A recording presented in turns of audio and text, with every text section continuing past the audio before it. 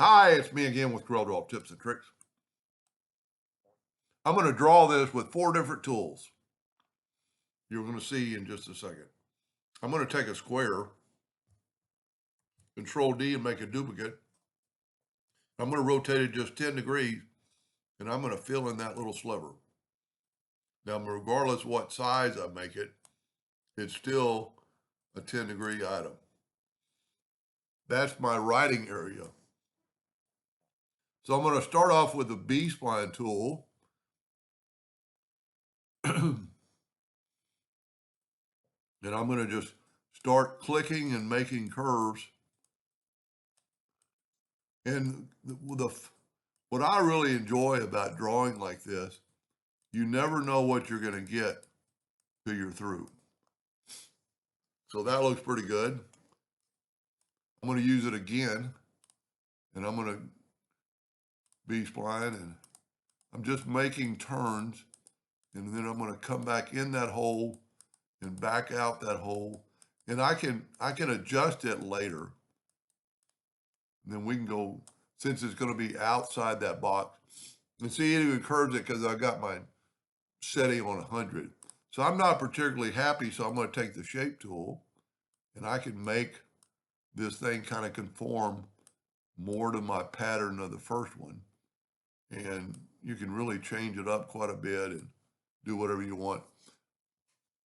Then I'm going to use the 3-point line curve, 3-point curve, and I'm going to make a curve, and I'm just going to put a little curve to it. Now I'm going to use the blend tool. I'm going to draw an ellipse, hit the plus key, move it over, and I'm going to make that thing 25% of my other ellipse. I'm going to select them both. I'm going to go to Effects and Blend. I'm going to blend them 11 times. I'm going to go blend a new path, get on the path, blend along full path, and then I'm going to, I can decelerate it, make them go to one end a little more than the other. I don't really want to do anything too much like that, but that looks pretty good. And I'm going to select it. I'm going to go to Object, break the blend apart, and grab that line. Whoop, you don't have to hit the calculator. That circle is a little bit too close to the edge, so I could just delete it. Then I'm going to use the Artistic Media tool. So I'm going to use the 3-point curve line again, and I'm going to, you know what? Let me try I never have used the B-spline tool with the Artistic Media tool. See what it looks like. And I think I did a video just yesterday, hit enter, it'll stop it. Now, it doesn't matter that I'm outside the realm, but I'm going to go ahead and go a little bit further out. And then I'm going to get my Artistic Media tool, and I'm going to use the one that has tapered ends on both ends. You've got to go either up or down. See, that looks pretty cool. Now you've got to go up to Object and break it apart, and then grab it, and I always nudge it over. That's the invisible line. That was our original line. We don't want it. Now I can take this and left click and right click. You never know what this is going to look like. Matter of fact, I'm going to kind of finish this right here. I'm going to take the 3-point curve line and kind of mimic this turn. And I think I'll use the Artistic Media tool again. But at this time, I'll just use it like this. And I'm going to go up or downhill.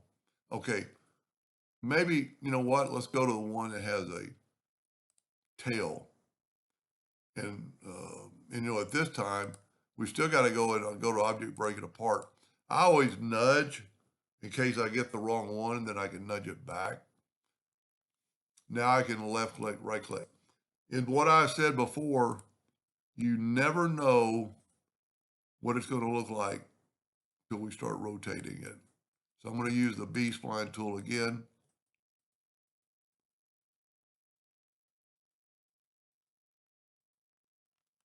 Maybe more. I think you can do too much, but we're going to see.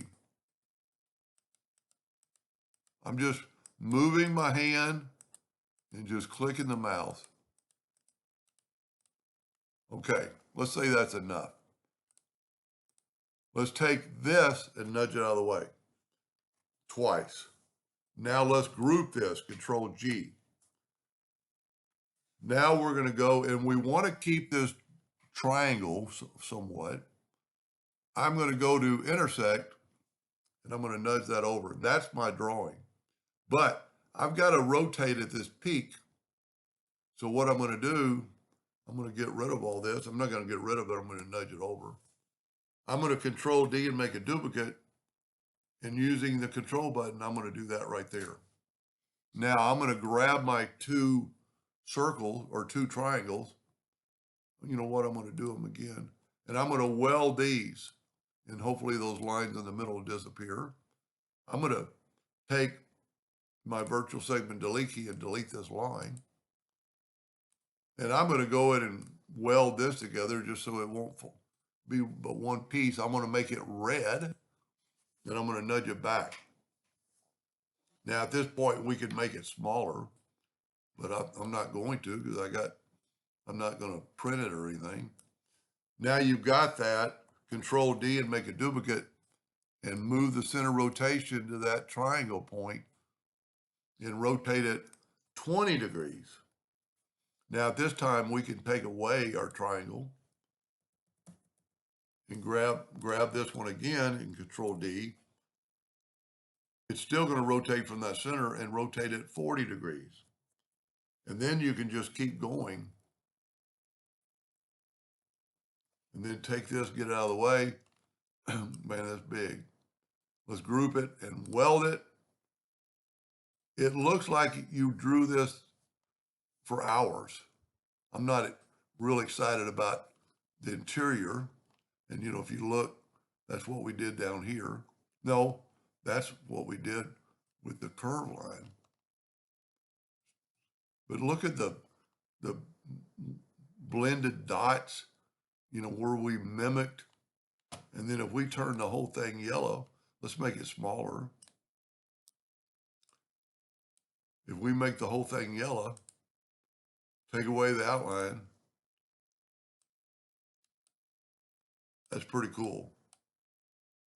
I mean, if somebody would look at that, they would think you spent hours drawing that. But that's like you never, and what's good about this, you've still got this. You know, I moved out of the way and I shouldn't have, but you could add to it, you know, and change it if you would have nudged it. I think my first one might be better, but see, I just did one circle dots and this one I did two, but it just happened to be in the right place. Anyway, hope that gave you a little bit of insight. Thank you for watching.